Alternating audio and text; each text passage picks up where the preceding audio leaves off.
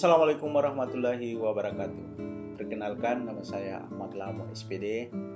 Saya bertugas di SMA Negeri 2 Biau, Kabupaten Buol, Provinsi Sulawesi Tengah.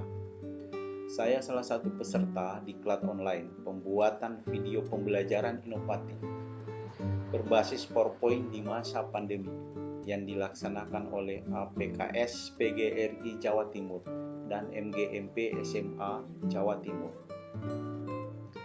Kali ini saya akan mempresentasikan hasil daripada diklat yang saya ikuti, di mana kita ditugaskan untuk membuat sebuah PTT atau file PowerPoint, kemudian kita presentasikan dan hasilnya sekarang saya akan perlihatkan kepada teman-teman sekalian.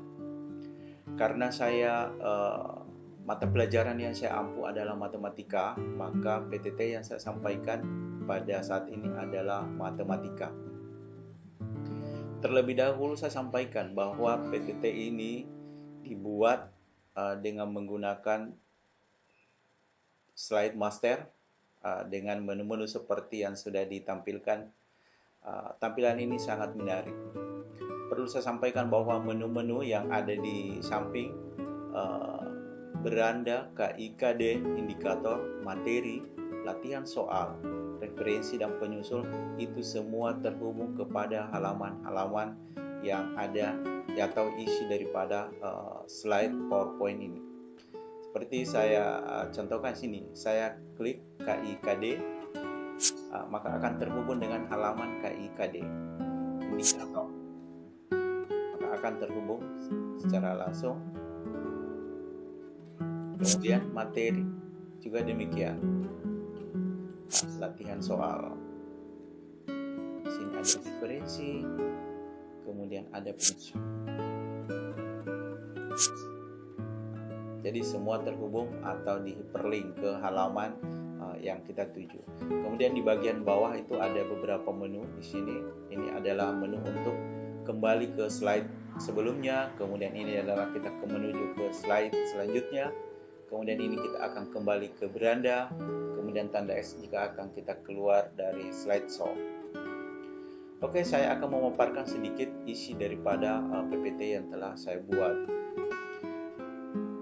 Mata pelajaran matematika SMA MA kelas 12. Kali ini saya memilih materi statistika, khususnya modus. Ini saya tampilkan KIKD-nya.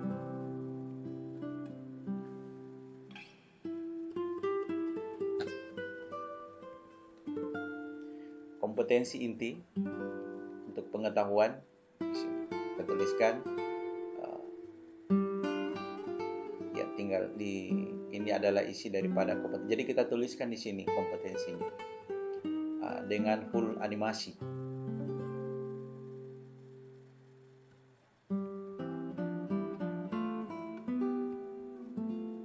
Ini adalah kompetensi dasarnya untuk pengetahuan, kemudian 4.2 untuk keterampilan.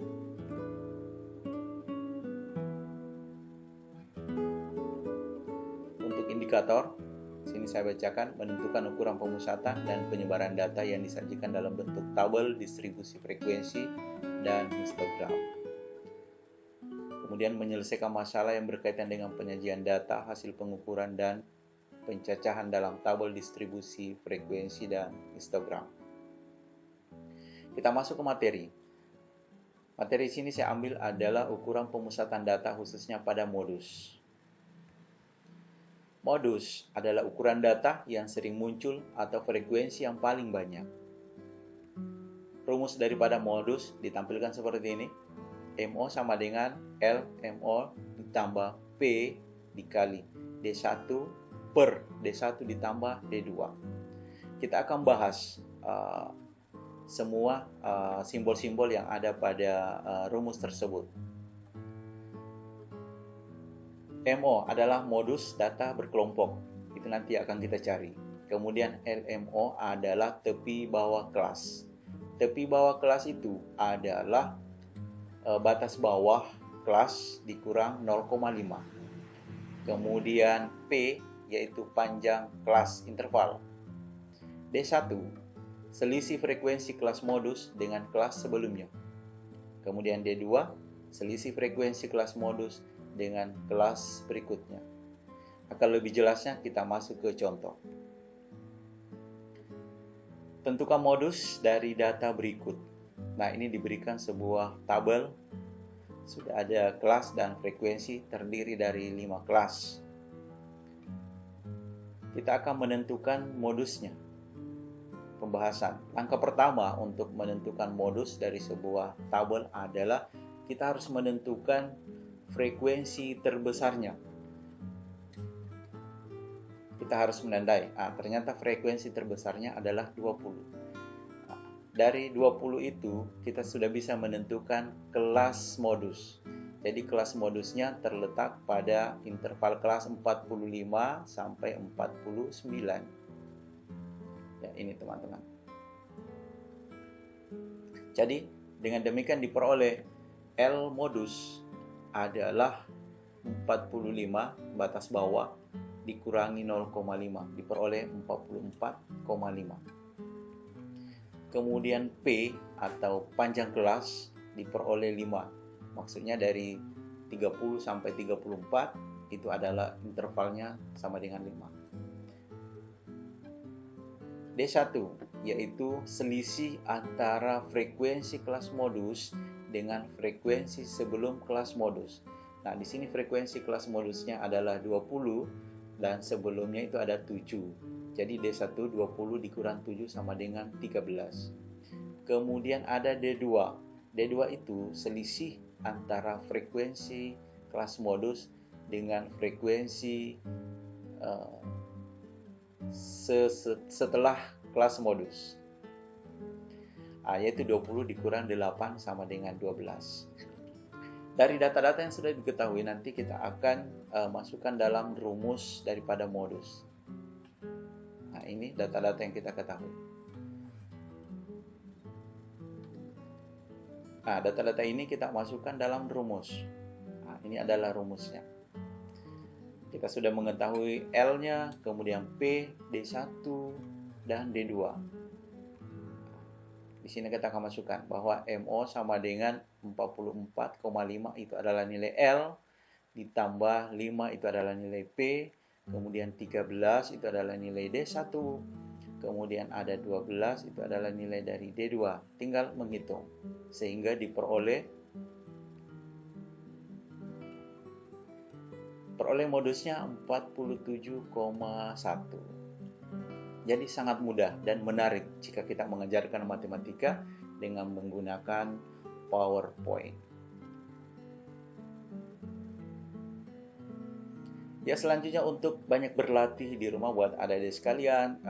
Kali ini Bapak akan memberikan latihan soal. Silakan dikerjakan soal ini dengan menentukan modus dari tabel berikut dengan cara seperti yang sudah dicontohkan tadi. Oke, untuk matematika pembelajarannya cukup sekian. Kemudian file persentase ini menggunakan referensi seperti yang saya tampilkan.